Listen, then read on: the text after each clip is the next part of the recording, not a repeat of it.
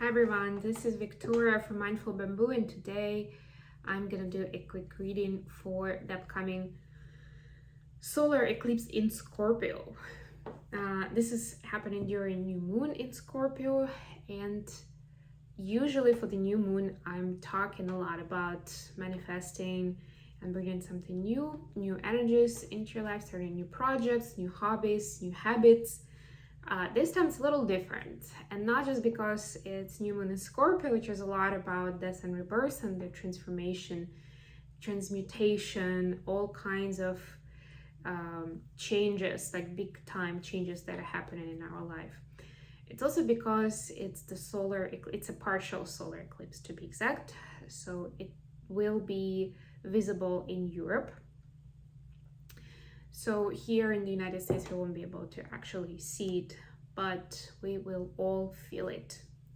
And the interesting part of it is that the solar energy, the sun energy, is traditionally, in astrology, it's the energy of how the world sees us, how we present ourselves to the world more exactly.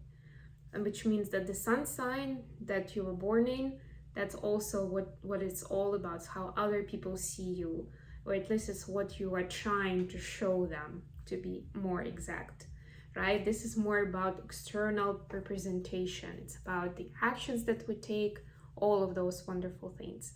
The lunar energy is more about intuition, feelings, emotions, and our inner world, our inner child. You can develop the topic for yourself. And during the solar eclipse, what happens is that when the earth is basically lit up by the sun, right? It's the daytime.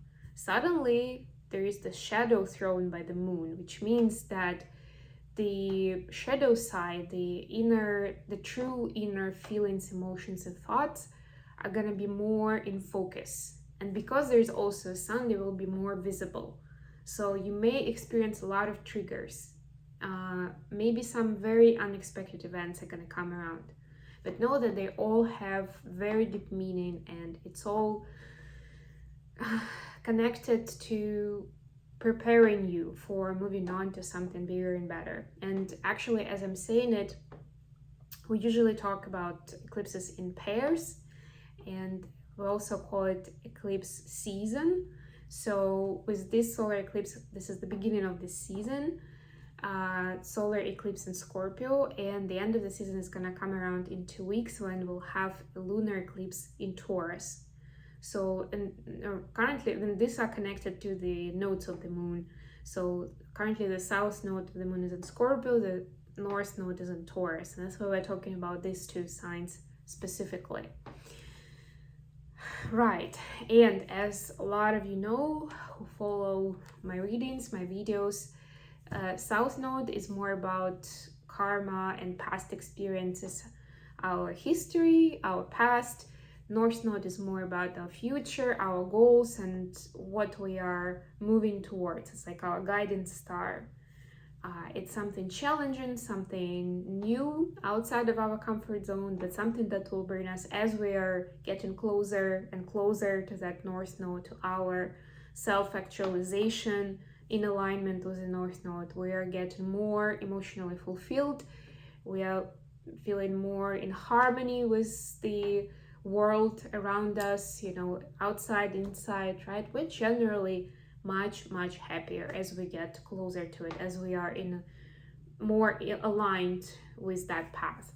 So since this particular eclipse is aligning with the South Node in Scorpio, this is the time to recognize and release certain karma from the past, certain traumatic events, fearful events that created certain limitations or blocks, or whatever limitations are, whatever the protection mechanisms or the coping mechanisms it created, either in our body or in our mind or even energetically. This is the time to recognize and release, or at least transform it, as the Scorpio suggests. Transform it into something positive, to something better.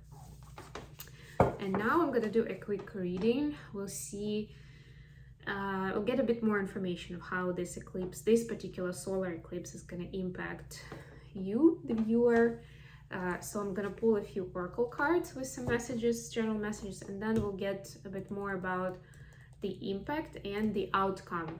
In case you are staying aligned, you're not resisting the energies, but you're actually following through with those.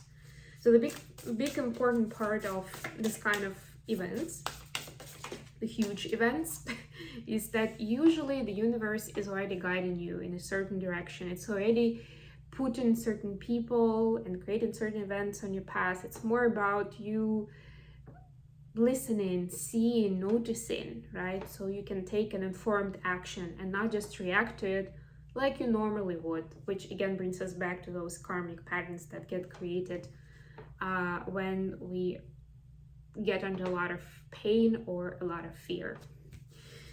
Okay, so we have ask wonderfully, receive graciously. To me, this card is always a reminder that you can ask your guides, your higher power, whoever you believe in. You can ask for help, or you can ask the question. If you don't understand why a certain event happened at this time, ask the question and you will get answers. You will get support if needed. Then we have fulfill your destiny as a cosmic change maker. Wonderful. We all definitely have our destiny as cosmic change makers in a different way, but it's very important. Again, to me, this is about the south and north node. So the more we kind of release the karmic past, the more opportunities we have to get closer to our actual mission, goal, and into something exciting and wonderful. And finally, we have your effortless effort is fully required. And that's exactly what I was just talking about, that you don't really have to work hard to make something up. The events, the people, the activities are gonna be brought to you. It's more about noticing them and working with them. Okay, beautiful. Let's get, I'll leave it here. And let's get some tarot cards. Okay, so for the impact, we have the Queen of Cups, Ten of Swords, Seven of Cups.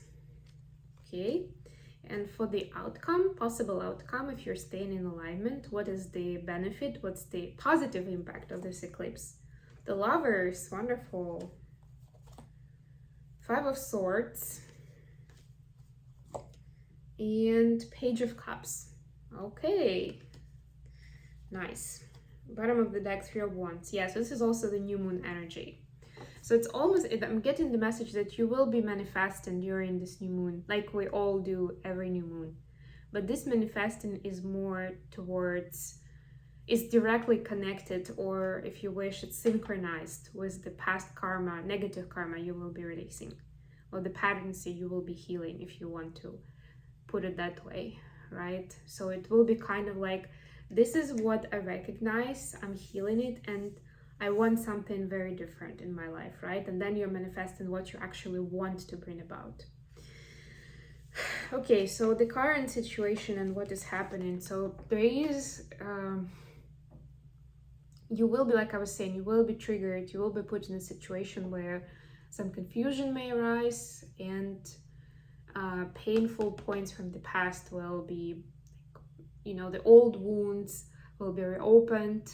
It's gonna feel very painful. Ten of Swords is the end of the cycle for this, and it's that point where the person is like barely standing by. In some decks, the person is already dead. It's kind of like maybe breathing, but you can't really tell, and it seems like they are not, because they have a lot of swords stuck inside of them, right? As this end of the road, it's kind of like, okay, I'm done. I can't do anything with this anymore.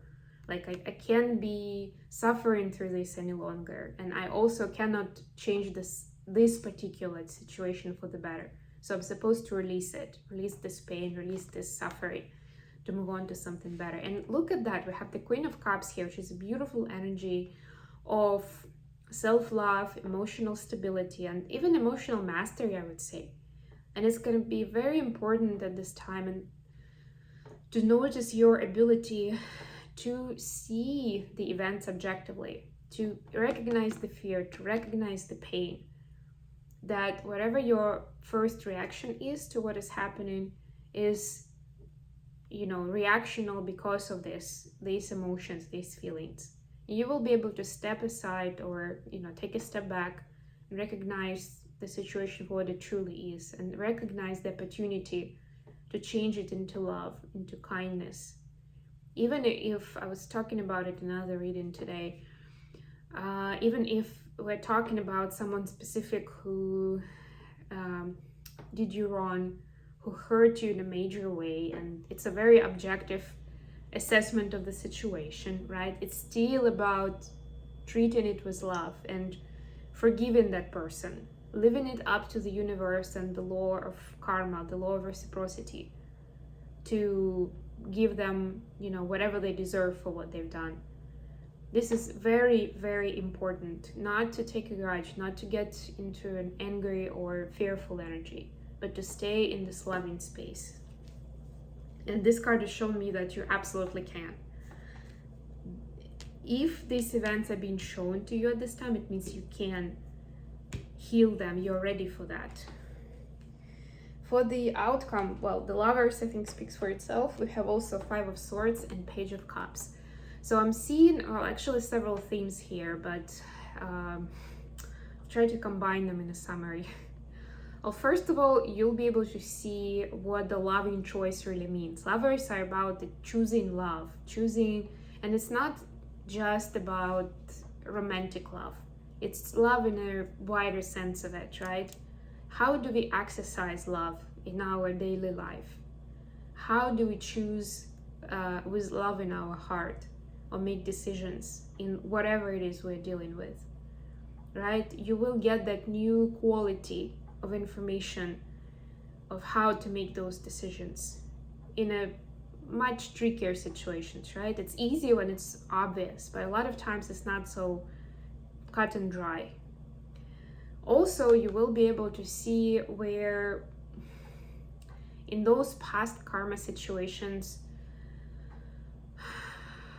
there were certain illusions, there were certain ghosts, there were certain things that were not real, but you kind of, I don't want to say you made them up, but it's kind of like your emotions at the time added extra flavor to it that wasn't really relevant, or you didn't know the whole story. You know how it happens. We get bent out of shape because of how something went down, and then it turns out that there were a lot more events before that led to it, that made it, more clear, right? So you will find out about those, and again, this new skill will be about not judging the book by its cover, or not making too quick of judgments about something or someone, and also about being able to see the world outside with the eyes of with a look of a wondrous child, of someone curious, right? This is new curiosity, a new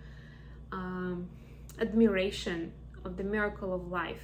And that's beautiful, right? The Page of Cups is actually like it's a student, it's a child, could be sometimes, right? So it's like seeing the world with childlike amazement and innocence at the same time, right? Being able to have those eyes. And that only happens when you do enough of heart healing, when you actually, your outlook is not tainted with all that past trauma that you've experienced.